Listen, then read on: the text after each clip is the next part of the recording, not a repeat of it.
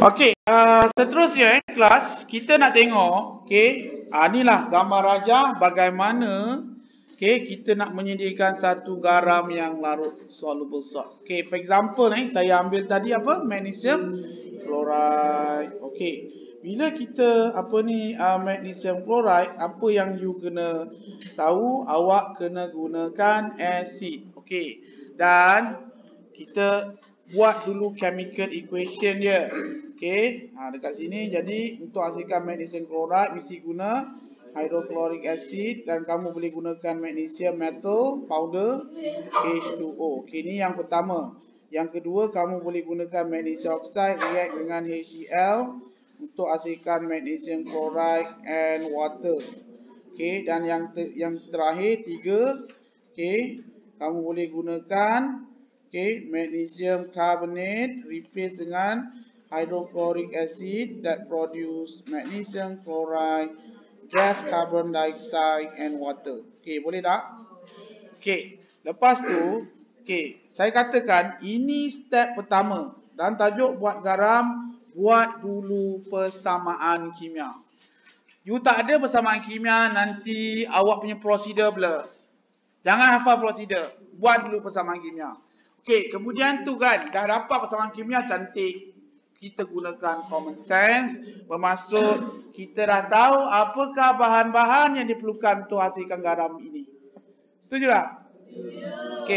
Kita mulakan dulu dengan hydrochloric acid. Untuk hydrochloric acid, disebabkan dia solution, tolong bila solution jangan guna perkataan prepare. Ni perkataan ni puaka betul. Sebab kalau you guna perkataan prepare, kita tak bagi markah prepare. Sedia kan? You tak boleh assume yang prepare ni orang tahu. Guna perkataan apa? Gantikan dengan measure. Measure and pour. Pour pun tak cukup. Pour pun tak cukup. Pour. Tak cukup. Measure, sukat dan masukkan. Tolonglah perkataan sukat ini kena ada. Kemudian tu kelas, bila kita guna beaker, tengok apa yang saya buat di sini, saya bukan hafal tau. Saya betul-betul faham apa yang saya kena buat. Untuk gunakan beaker, isi padu volume yang sesuai adalah 10 hingga 100 cm3. Nyatakan. Measure and pour 20. Measure and pour 30. Measure and pour. Suka hati kau lah. Jangan measure and pour 500 cm3. Hello, kita bukannya kilang baja, kilang bahan kimia, nak jual-jual lepas tu. Kita just nak belajar. Jadi 20 cm3 tu cukup lah. Ni kau sampai 500 kali dengan 10 grup, dah berapa dah? 5,000, 5 liter. Cukup 10 tahun penuh dah. Berlambak dah bahan kimia tu. Jadi awak kena jaga kat situ. Lepas tu kan, berapa dia punya concentration dia?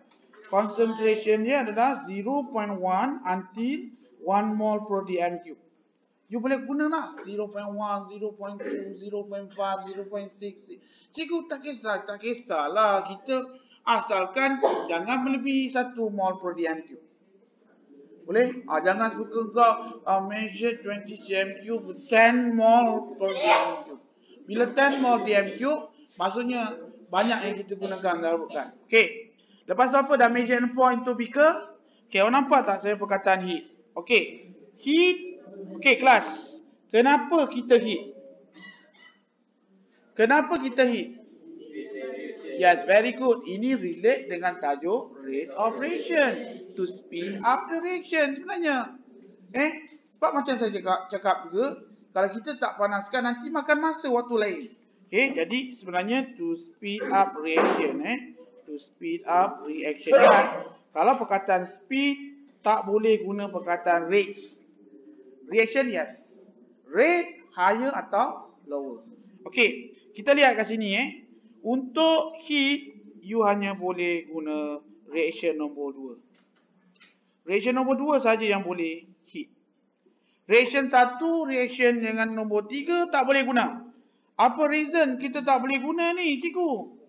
Kenapa? Sebab dia hasilkan gas. Dia hasilkan gas.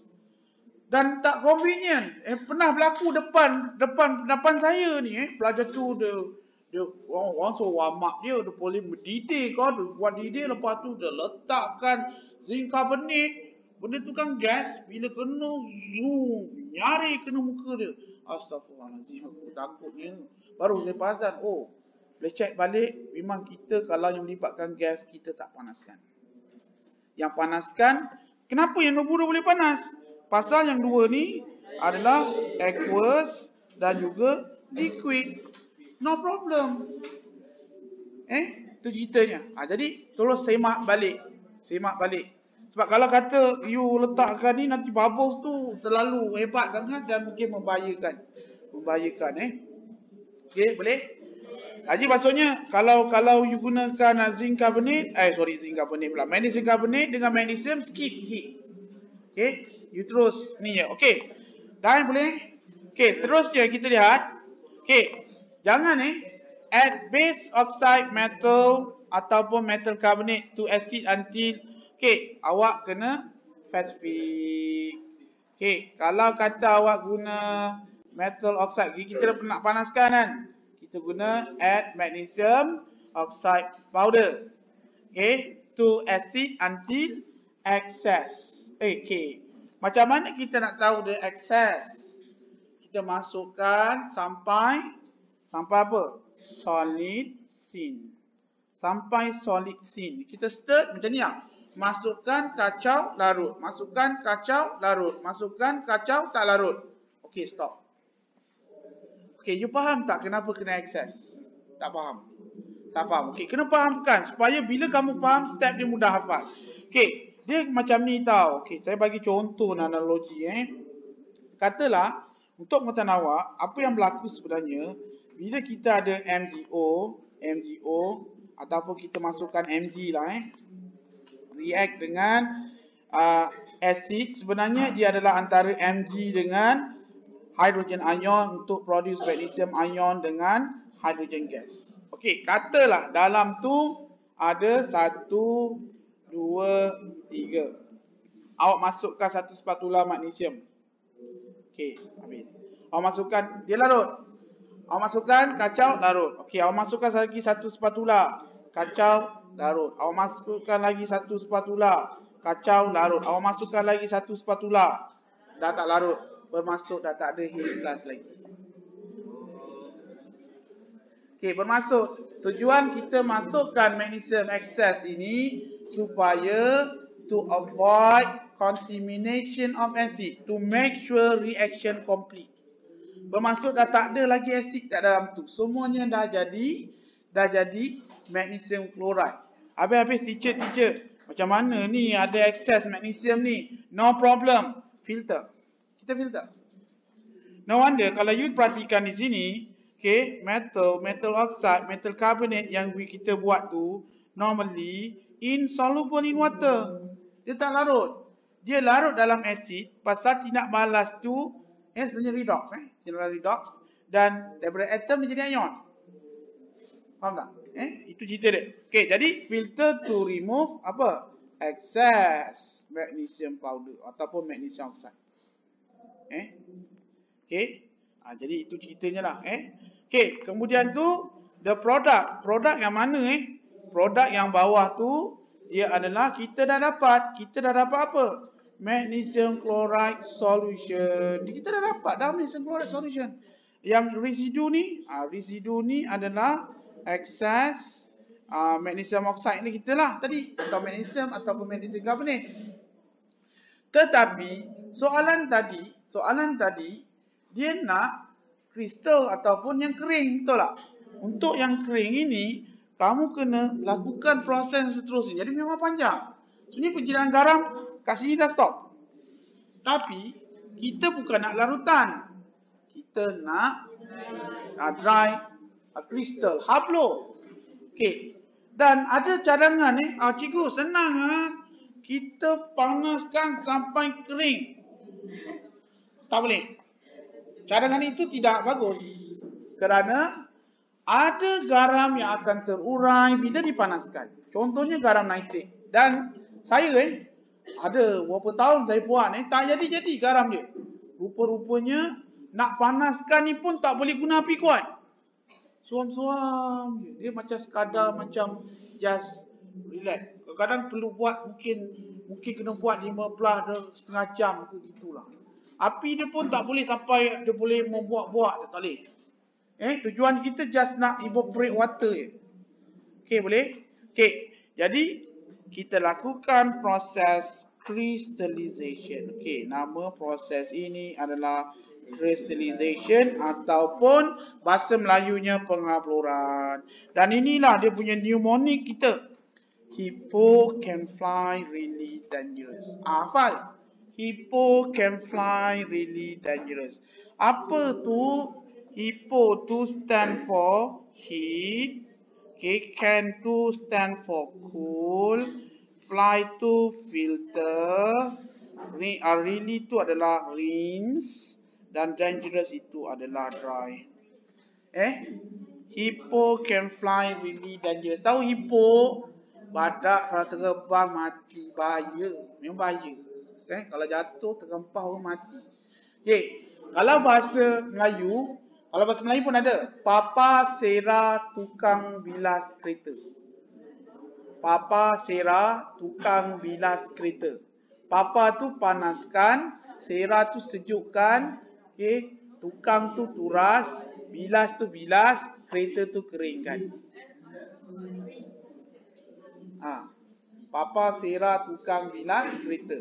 Okay. Tapi, kita saya clarify lagi. Okay.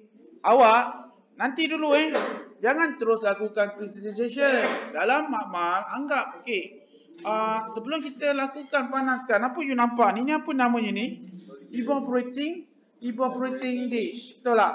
Kita lah sikit. Fill magnesium chloride solution into evaporating dish.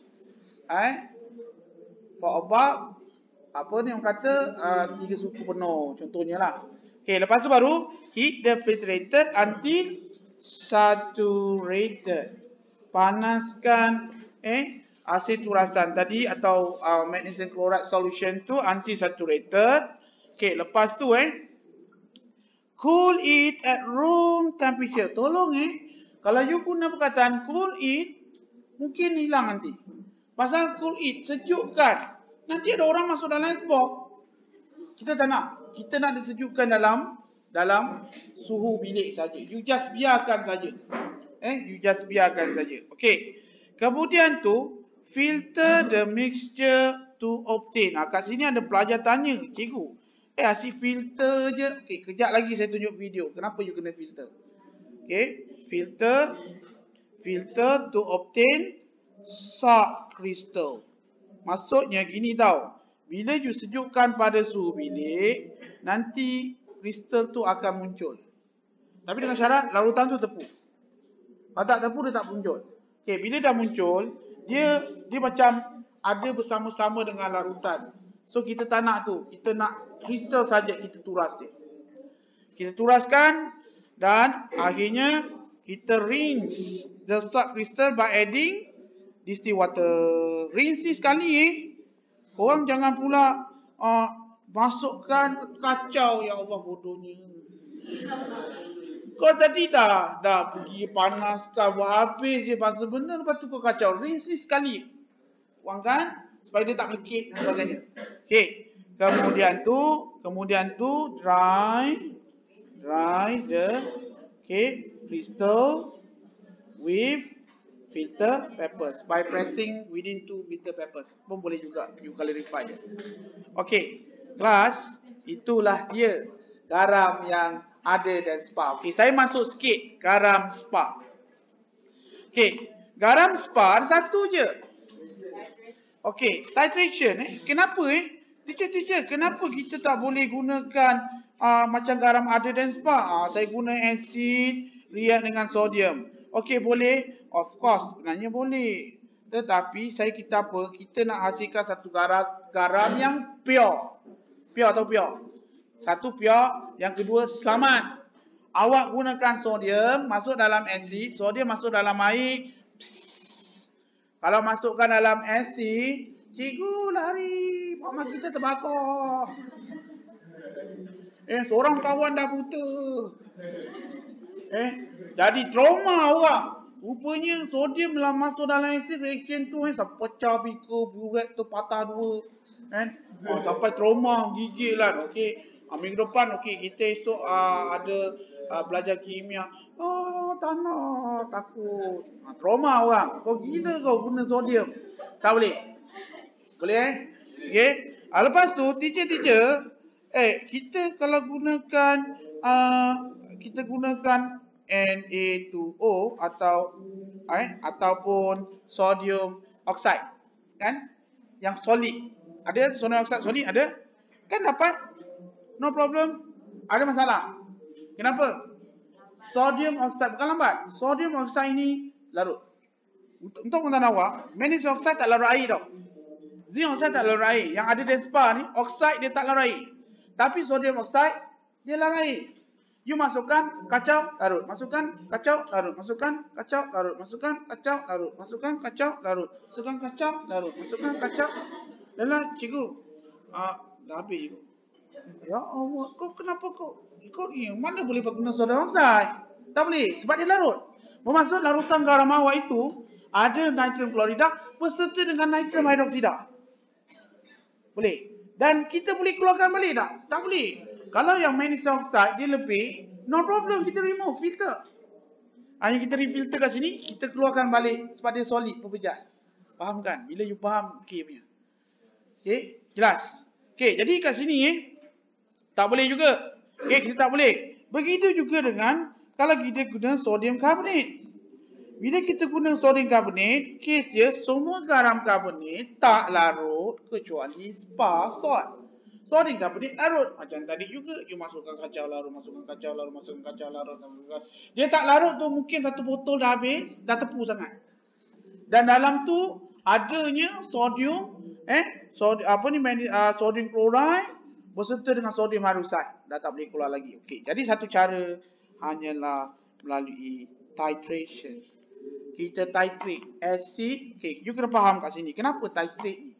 Titrate ni adalah satu reaction di mana kita masukkan sama ada acid atau alkali cukup. Oleh itu kita perlukan indikator. Kenapa kena indikator cikgu? Sebab acid dengan alkali ini colorless. Kalau boleh nampak tak apa, tak boleh nampak. Okey? Dah. Macam mana kau tahu? Hati, gerak hati. Banyaklah kau kita kimia pakai gerak hati. Okey, kita tak guna tu. Kita kena benda yang tepat. Jadi kita akan gunakan phenolphthalein. So, bila saja warna pink, kita masukkan biasa normally, kita akan gunakan pipet atau pipet 25 cm3. Kita akan masukkan alkali ke dalam conical flask. Normally itu Malaysia version. Saya pernah tanyalah, kenapa kita masukkan dalam burette? Satu dia kata apa? Sodium hydroxide ini dia ada chance untuk clog burette. Pasal sodium hydroxide ion tu kalau jumpa metal ion akan jadi metal hydroxide which is solid. Betul tak? So no wonder normally kita letak alkali tu kat bawah. Dan acid, no problem. Acid tak akan bentuk apa-apa bendakan. So, kita letakkan dalam burette. Itu ceritanya lah. Okey, lepas tu, kita masukkan dan awak kena catatkan dia punya initial reading dia. Berapa? Contohnya 0.1. Nanti cikgu nak tolak. Tak kisahlah, kosong ke ataupun you letak kat situ 2 ke kan. Kita tak tepat tak apa. Yang penting catatkan initial reading tu. Okey, dan adakah tengok initial reading tengok burette? Bukan. Dia turun ke mana? Turun ke bawah. You tengok bawah. Dan ada yang letakkan white tile tu. Sebab nak tengok warna tu kan. Dan you masukkan dropwise. Dan bila saja warna pink become colorless, itulah endpoint dia. Endpoint ni apa maksudnya?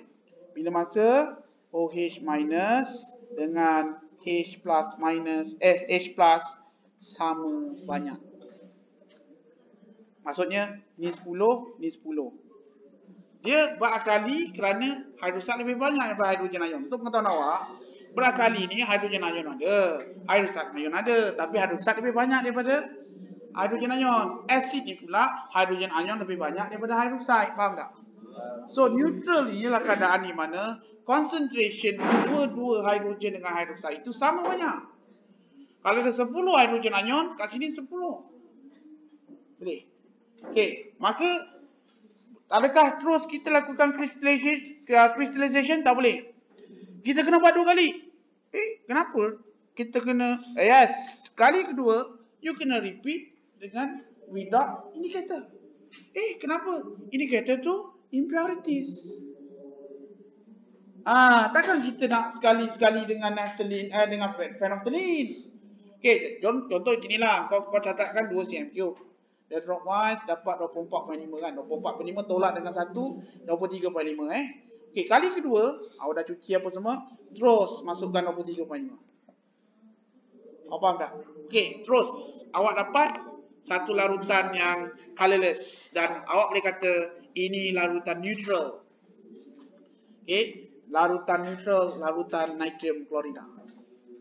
Okey, dan bagaimana kita nak lakukan proses menukarkan solution ini menjadi haplo atau kristal.